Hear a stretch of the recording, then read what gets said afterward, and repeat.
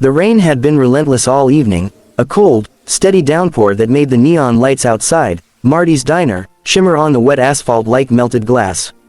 Inside, the clatter of plates and the faint hum of the jukebox filled the small space with warmth.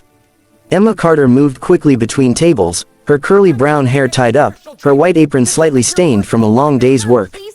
She was on her last shift before closing, tired but still smiling as she wiped down the counter. It was nearly midnight when the door creaked open and a gust of cold air swept through. Emma looked up. An old man stood in the doorway, soaked from head to toe. His gray hair was plastered to his forehead, and his coat looked like it had been through a storm, which, of course, it had. He held a crumpled paper bag close to his chest, as if it was something precious. For a moment, he just stood there, blinking against the light and shivering. Emma's heart ached at the sight. Without hesitation, she set down her cloth and hurried over. "Sir, please come in," she said gently. "You'll catch your death out there." The man hesitated, his voice trembling. I don't have any money, miss. Just needed a place to get warm for a bit." Emma smiled softly. "Don't worry about that, come on, sit by the heater." She guided him to a booth near the back, where the old radiator hissed softly. He sank into the seat, water dripping from his sleeves onto the floor. Emma quickly fetched a towel from the back and draped it over his shoulders. "You're very kind," he murmured. His voice was gravelly but warm, the kind that carried stories of many hard years. Emma brought him a steaming cup of coffee and a bowl of soup, sliding them in front of him with a reassuring smile. "On the house," she said. "Eat while it's hot." He looked down at the meal as though he hadn't seen one in days. "You don't have to do this," he whispered. "I know," Emma replied simply, "but I want to." As the old man began to eat, Emma sat across from him for a moment. "What's your name, sir?" she asked. "William," he said quietly. "Used to work around here years ago. Guess I just wandered too far from home tonight." Emma nodded, trying not to pry. The rain pounded harder against the windows, and for a few moments, the world outside didn't exist. Just the warm diner, the smell of soup, and two people sharing kindness. But that peace didn't last long. The kitchen door swung open, and out stomped Carl, the diner's manager. A tall, heavy-set man with thinning hair and a permanent scowl, he immediately noticed the old man sitting there. "What's going on here?" Carl barked. "We're closed." Emma turned quickly. "Carl," he was standing out in the rain. "He's freezing, and, I don't care," Carl interrupted, his voice rising. "You know the rules. No customers after closing." Emma stood her ground, something she rarely did with him. "He's not a customer, he's just a man who needed help. I gave him soup and coffee. It's not like it'll bankrupt the place." Carl's eyes narrowed. "You think you can decide what this business can afford? You're a waitress, Emma, not the owner." The old man tried to speak up, his voice weak. "Please, don't blame her. I'll leave." But Carl ignored him. "Get out," he snapped. Then, turning to Emma, he jabbed a finger toward her. "And you, hand me your apron. You're done here." Emma froze. "You're firing me, for helping someone, for breaking rules," Carl growled. "You think this is a charity? Maybe you should go work at one." The old man's eyes widened in shock. "She was kind to me," he protested, the only one who was. "You can't." Carl turned on him coldly. "You can leave before I call the cops." Emma looked at the trembling old man, then back at Carl. Her heart pounded with anger and disbelief. She slowly untied her apron and laid it on the counter. "If helping someone in need gets me fired," she said quietly, "then I don't want to work here anyway."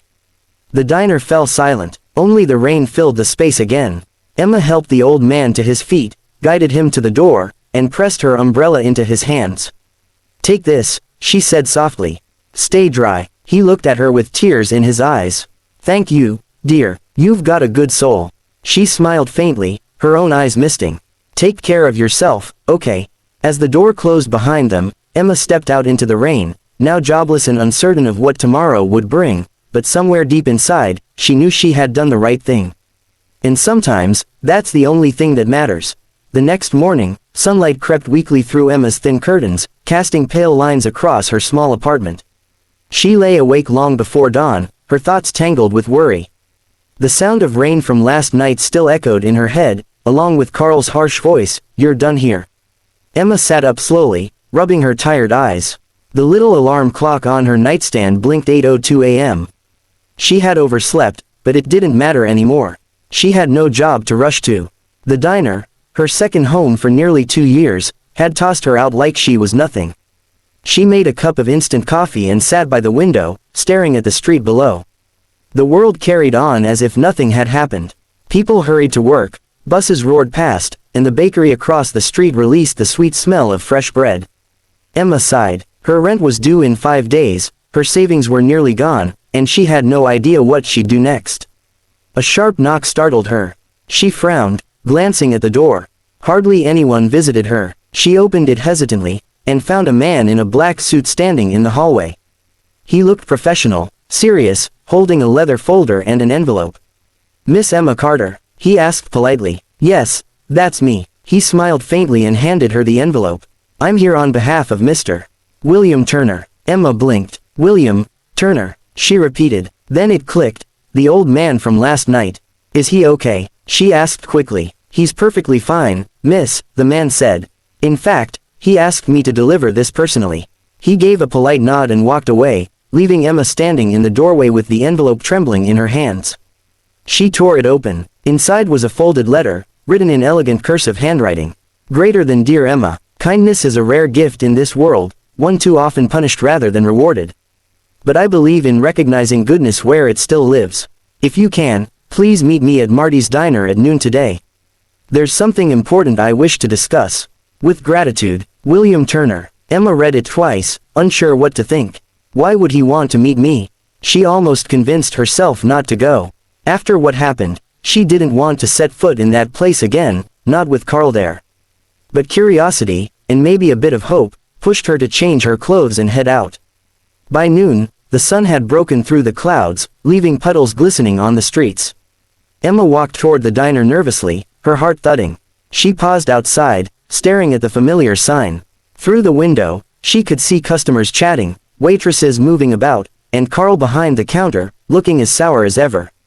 She took a deep breath and stepped inside. The bell above the door jingled.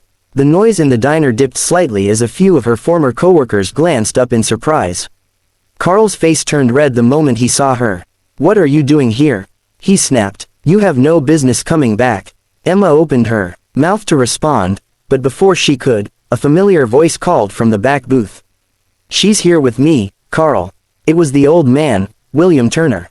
But he looked different, clean-shaven, wearing a neatly pressed suit, and sitting upright with a calm, confident expression. Next to him sat the same man in a black suit from earlier, now sipping coffee. Carl froze mid-step. "Mr. Turner," he said slowly, his tone suddenly respectful. I didn't know you were here." "I figured as much," William said evenly. "You didn't know who I was last night either, did you?" Carl looked confused. "Sir, William turned toward Emma and smiled kindly.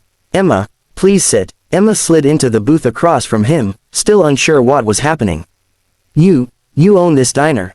she asked quietly. "Not just this one," he said. "I own the entire chain. I built Marty's Diner from the ground up over 40 years ago. These days, I like to visit my locations unannounced, to see how my staff treats people." Emma's eyes widened in shock. Carl looked like he'd swallowed a lemon. William continued, his gaze shifting to the manager. "Last night, I came in looking like I had nothing. I wanted to see if anyone here still had compassion. Everyone turned me away, except her." He nodded toward Emma. "She treated me like a human being. Offered warmth and food, without expecting anything in return. That's the kind of heart I want leading my business." Carl stammered, "Sir, I was only following policy. We can't serve after hours." "Policy doesn't replace humanity," William said sharply. "You fired someone for showing decency. That tells me everything I need to know about your leadership." He turned back to Emma, smiling gently. "As of today, you're the new manager of this diner." Emma's jaw dropped. "What, me?" William chuckled softly. "You earned it, my dear. This place needs someone who knows what real service means. Carl, you can collect your things by the end of the day." The diner fell completely silent. A few employees looked at Emma in awe, whispering among themselves. Carl stood frozen, his face red with humiliation. Emma could hardly breathe. "Mr. Turner, I don't know what to say." "Say you'll keep being yourself," he said. "That's enough." As she shook his hand, Emma realized something she'd never forget. Sometimes the smallest act of kindness, the one that costs you everything, can become the very thing that changes your entire life. The morning air felt different, lighter somehow, as Emma stood in front of Marty's diner once more, only this time, she wasn't just a waitress walking in for another shift. The same neon sign flickered above her, but now, beneath it, hung a fresh plaque with her name, Manager, Emma Carter. She stared at it for a long moment, hardly believing it was real. Just 2 days ago, she had walked out of this place humiliated and jobless. Today, she was walking back in as the person in charge. It felt surreal. Her heart thudded with a mix of pride, disbelief, and quiet determination. Inside, the diner buzzed with its usual rhythm, clinking cups, murmured conversations, and the hum of the coffee machine. But something was different in the air. Her coworkers, many of whom had witnessed her firing, now looked at her with new respect, some even with admiration. They whispered to each other, trying to piece together how the once soft-hearted waitress had suddenly become their boss. Emma smiled at them, not arrogantly, but warmly, the same gentle smile she'd worn when she was one of them. "Good morning, everyone," she said, her tone calm but confident. "Let's make today a good one." A few offered shy smiles back. One of the newer waitresses, Lily, approached her nervously. "Emma, I just wanted to say, congratulations. You deserve it. What you did for that man, it was brave." Emma's heart softened. "Thank you, Lily, and remember something, if you ever have to choose between kindness and rules, choose kindness. We can fix mistakes, but not a lost heart." As the day went on, Emma found herself settling naturally into her new role. She checked inventory, helped a cook who burned a batch of pancakes, and even took orders when the line got too long. She didn't sit in the office barking instructions like Carl used to. She was everywhere, listening, helping, encouraging. But not everyone was thrilled about the change. Carl stood silently at the counter, clearing out his things into a box. His face was pale, his movements stiff. He didn't look angry anymore, just hollow. When Emma approached, he wouldn't meet her eyes. "Carl," she said softly, "I didn't want it to end like this." He let out a bitter laugh. "You didn't want it, you took my job." Emma shook her head. "No, Carl, I didn't take it, I earned it. You fired me for showing compassion. You could have done the same, but you didn't." Carl's jaw tightened, his voice low. "You think being nice will keep this place running? You'll see. The world eats people like you alive." She looked at him steadily. "Maybe, but I'd rather be kind and fail than cruel and succeed." For the first time, Carl looked at her directly. Something flickered in his eyes, shame, maybe, but he said nothing more. He grabbed his box and left quietly, the bell above the door jingling as it closed behind him. Emma stood there for a moment, breathing out slowly. The diner felt oddly peaceful. That afternoon, Mr. Turner stopped by, looking spry and cheerful, his cane tapping lightly on the tiled floor. "How's my new manager doing?" he asked, smiling. Emma laughed, trying to keep up. "But I think it's going well." He nodded approvingly. "I can tell. The atmosphere here already feels different, warmer." "I'm just doing what feels right," she said humbly. "That's exactly why you're the right person for the job," he replied. "Keep that heart of yours, Emma. It's worth more than any business degree." Over the next few weeks, the diner began to change. Emma introduced something she called the Community Meal Program. Every Sunday afternoon, they served a few free meals to anyone in need. At first, the idea made the accountant nervous, but soon, something magical happened. Business grew. People came not just for food, but for the feeling, for the kindness that seemed to live in every corner of the diner. Regular customers began leaving bigger tips, and new faces arrived every day, drawn by the growing reputation of the kind diner. Even local news picked up the story of the waitress turned manager who helped a homeless man and was rewarded with her dream job. One evening, as Emma locked up, rain began to fall again, soft, steady, just like that night weeks ago. She paused by the door, watching the droplets slide down the glass. The reflection of the glowing sign blurred slightly, and she smiled. Then, from across the street, she spotted a familiar figure, an old man under an umbrella, tipping his hat with a knowing grin. "Mr. Turner," gave her a small nod before disappearing around the corner. Emma stood there for a long time, warmth blooming in her chest. The memory of that cold, wet night felt like a lifetime ago, but it was the moment everything changed. She whispered to herself, kindness is never wasted. And as she turned off the diner lights, the neon sign flickered once more, casting a soft pink glow over the words Marty's Diner.